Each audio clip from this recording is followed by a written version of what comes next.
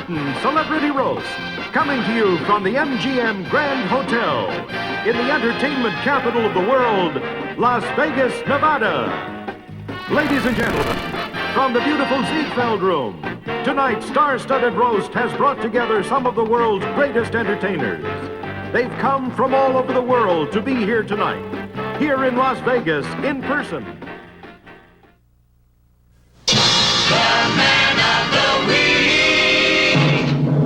Your roastmaster, Dean Martin. And tonight's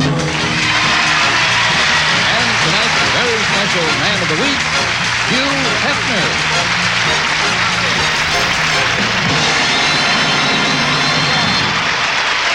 Sit down. Beautiful. It's really an honor for me to be on the dais. It's an honor because I'm usually under the dais. Hugh's a real success. He has Playboy clubs all over the country, and you got to give the guy a lot of credit. Actually, he started out with only 2 bunnies. But you know how bunnies multiply. Now, Hugh is really an American success story. Yes, as a boy, he picked himself out of the gutter. Unfortunately, he left his mind there.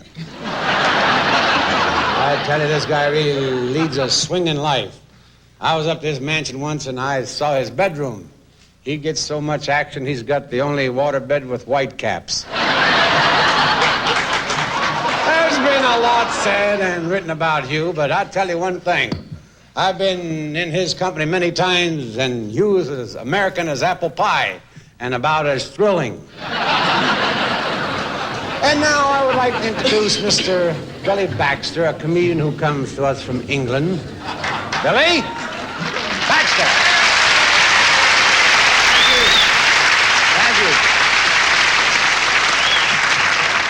Thank you very much, thank you. And it's a pleasure to be honoring this remarkable gentleman, ladies and gentlemen. This afternoon I was watching television and I happened to see the movie Patton. And it occurred to me that General Patton and the entire 7th Army never saw the action that this gentleman has seen. When his magazine first came out in England, it was a little racy for us, you know, at that particular time. The first issue, they put a zipper on the flyleaf. I always remember the centerfold. It was Miss February, a very voluptuous young lady, and we were rather confused because we always thought February only had 28. Mr. Hefner said, why did you come to America in the first place? Actually, it's an interesting story. England's getting a little strange, you know. They passed a law recently making homosexuality legal. And it was such a success, I thought they were going to make it compulsory.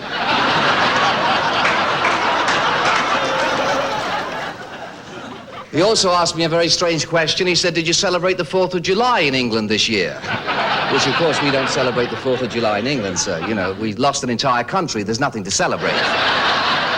Actually, we could never have won the war in the first place when you think of it for many reasons. I think, number one, we were overdressed. Little red velvet jackets, knickers, white stockings. I mean, when you look like that, you don't want to fight anybody, do you? You want to dance with them, you know. And then we carry that band around with us, you know. Bum-bum-bum. You can't go to war with a band. How can you have a surprise attack? You've got a bunch of fellas 4 miles ahead playing when the Saints go marching in. You know? It's ridiculous. After 4 days, the enemy was shouting out for requests.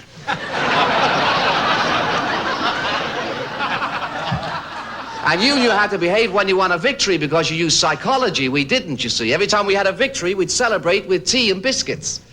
You'd celebrate with booze and broads. Now, if you're a soldier, what's going to make you fight harder? Knowing if you win, you're going to get tea and biscuits or booze and broads. Right?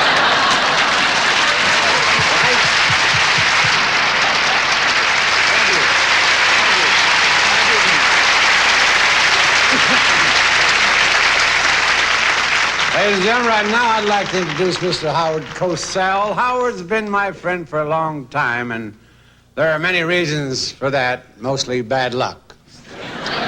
You won't believe this, but at birth, Howard weighed 12 pounds. His tongue weighed 9. Ladies and gentlemen, here he is. The man you see every Monday night on National League football. The man with the AstroTurf toupee, Mr. Howard Cosell. Ladies and gentlemen, an extraordinary moment for all of us, especially for Dino, to have had the thrill of introducing me in his utterly Yogi Berra way. I'll tell you this, Yogi Berra couldn't have done it better, Dean. You are an utterly amazing man. He's really something. Here's a man that never had the benefit of a grammar school, high school, or college education, but through his own initiative and determination, managed most successfully to remain stupid. On the other side of the coin, it's always a pleasure to attend the testimonial for a man who has made a major contribution to the society. And someday I may have that pleasure. I've got to tell you what I do admire about Hugh through all of the years. The body. Look at it. So taut, so tight, so tense, so lithe, so supple, so agile, so mobile, capable of every movement in the chronicle of the male sex.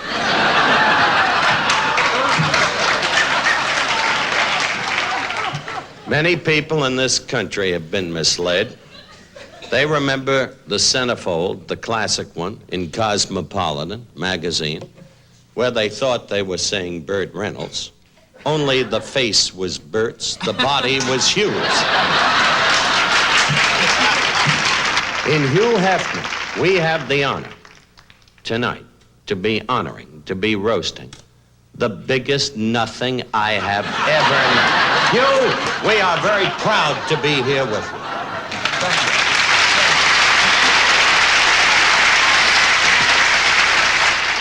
Ladies and gentlemen, Miss Audrey Meadows.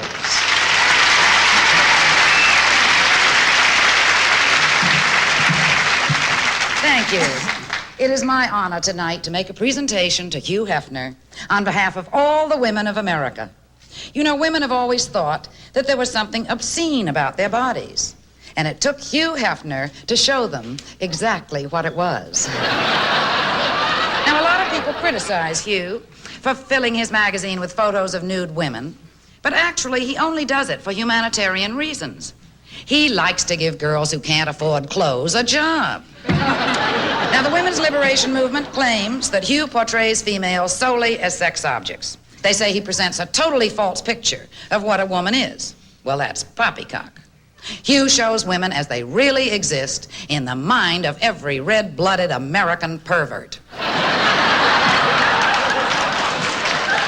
Hugh, the women of America wish to thank you. Now, for 20 years, you've glorified our bodies through the art of photography.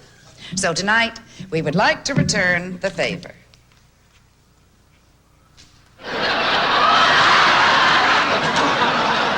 Ladies and gentlemen, Mr. Jackie Gayle.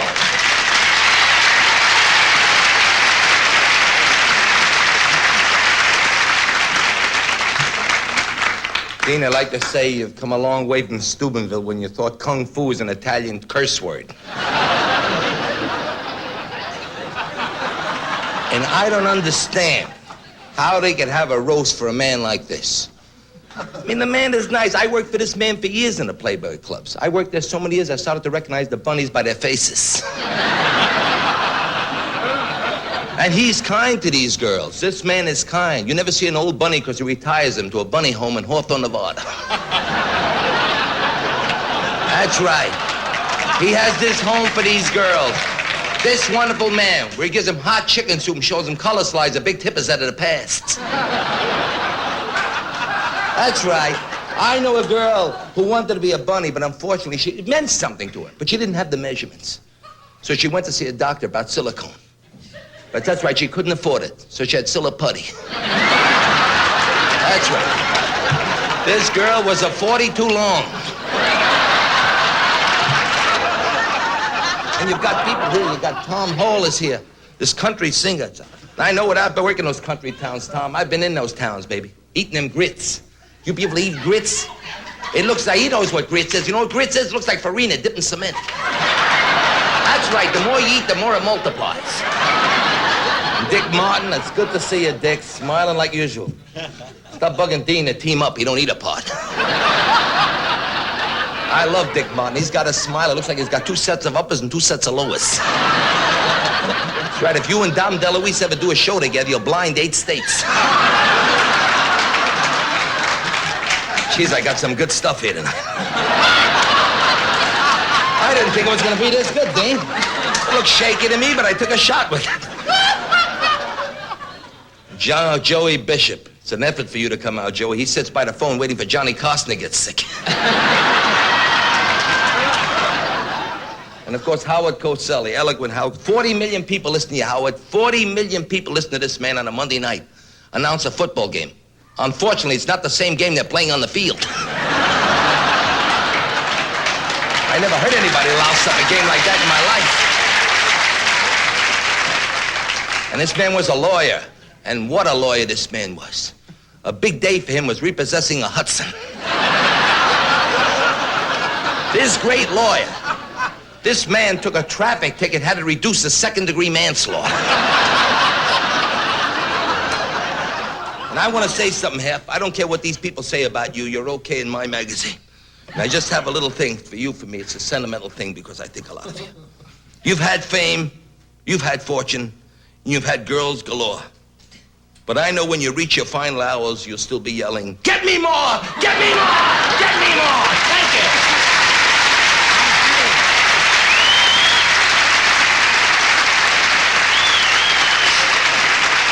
Good boy, good boy. Now I'd like you to meet my old pal and neighbor, a real funny man, Mr. Dick Martin. I've known him a long time, and I'm happy to say that I helped make Dick what he is today, a wino. But Dick is no dummy. He is one of the only 2 men in America who knows which one is Roan and which one is Martin. Here he is, my buddy, Mr. Dick Martin.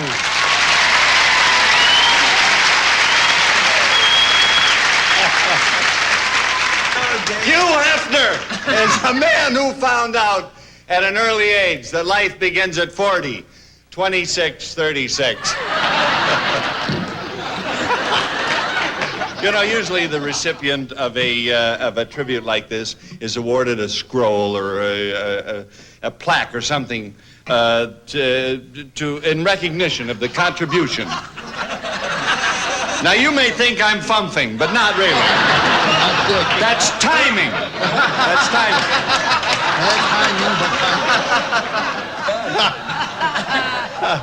But instead of a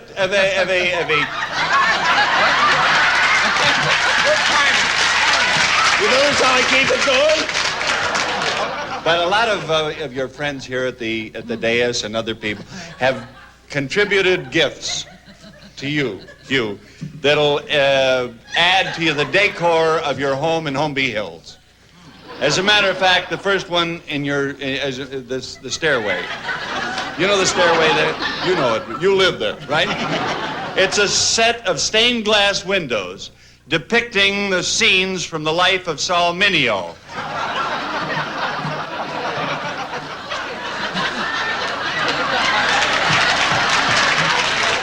The unlisted and private phone number of Regis Philbin.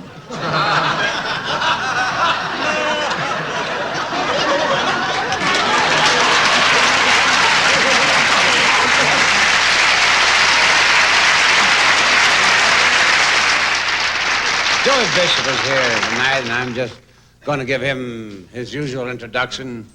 Johnny couldn't be here tonight.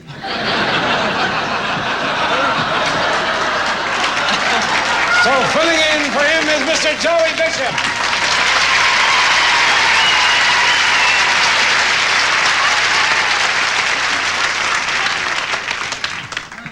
I want to tell you how thrilled I am to be here at these auditions. Hugh Hefner came to visit me earlier, and he dropped an address. This one, this is you. And you left this in the dressing room, and I ran to give it back to you. I want to make sure it was yours. This is your little address book. You got 350 names in here, and they're all guys. Let us take inventory of what we're doing here tonight. This is very, very important to me. Now, there are some great publishers, some great men. We're all here paying tribute to a smut peddler. They said, come do B. Martin show, we'll honor you. I thought they meant me. They meant you. This ding-a-ling sitting over there. I don't even know this man. They give me my word of honor. I met him once, right, at the Playboy Club, right? Jackie Gayle was the star. And they said to me, you'll come and you'll honor him. Okay, I said, all right. Once in Chicago, I was working at a little place called the Vine Gardens. And it was a big thrill for me because they didn't have any marquee, nothing. They had a black wall, and they wrote my name in Banami. And I was headlining. And here's the payoff. The night I opened, it rained, so there was no name there. And I said, okay, it'd be my pleasure. You were kind enough then, unknown as I was, you said to me, I want you to come to my home. Do you remember that? You remember? Okay, if you could just stay awake a few more minutes. I think we'll have it licked. Do you remember that? Mm-hmm. Huh? Mm. Do you remember me going to your home in Chicago, in the Playboy Club? Yes. And you had two cooks, a Chinese cook and a Jewish cook. And you have not lived until you've had Jewish-Chinese heartburn. Could you please tell me what is it you're looking forward to in life? You're kidding. With Toady Fields?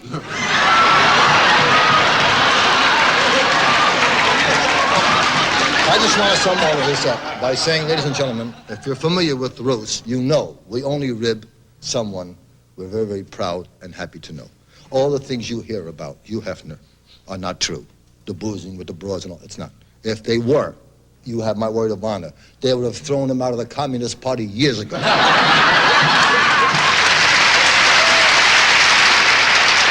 ladies and gentlemen, our guest of honor, our man of the week, Mr. Hugh Hefner. Hugh Hefner!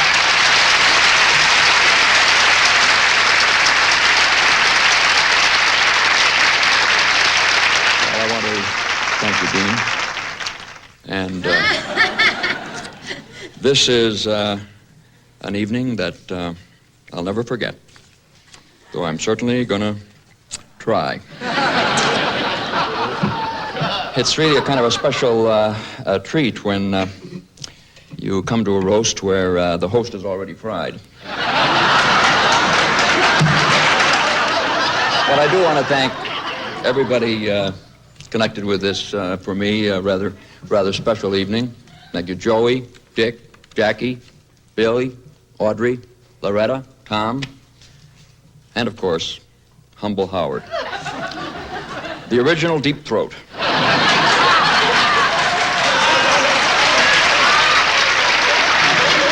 But all kidding aside, it's been a ball. And I never really realized it was possible to have this much fun sitting up. Thank you, and good night.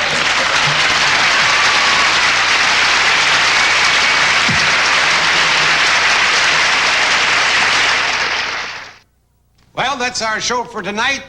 And I want to thank all my wonderful guests and you. It was indeed a pleasure honoring you this evening. It was an honor well deserved.